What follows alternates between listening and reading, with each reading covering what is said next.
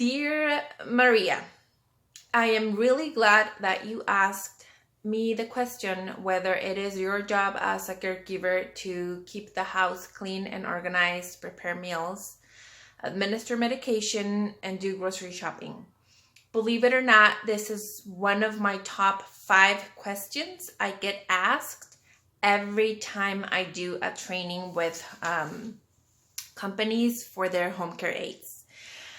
I am pretty sure that it was explained to you and everyone else working as a home care aide during orientation, and every company has policies and procedures that are really similar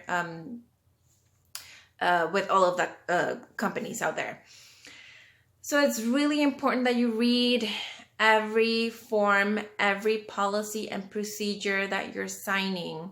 It explains very clear.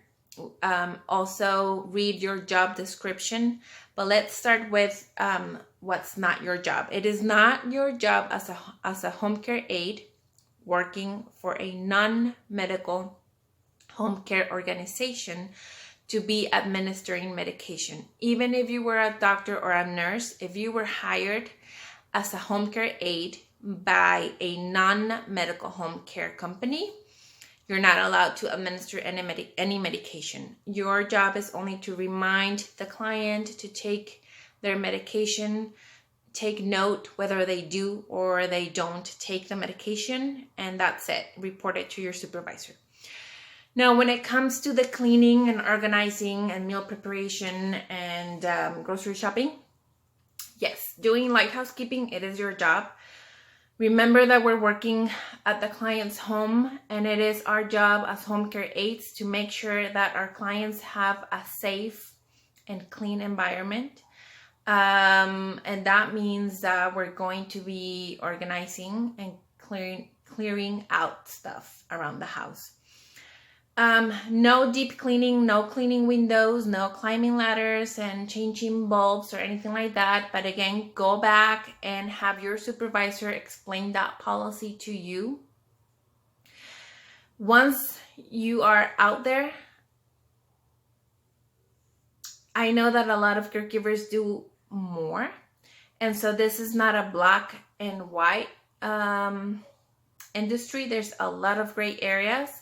But really, if you have any doubts whether what you're doing is right or wrong, you should contact your supervisor immediately and have them go over the situation. Every client has a different and unique situation.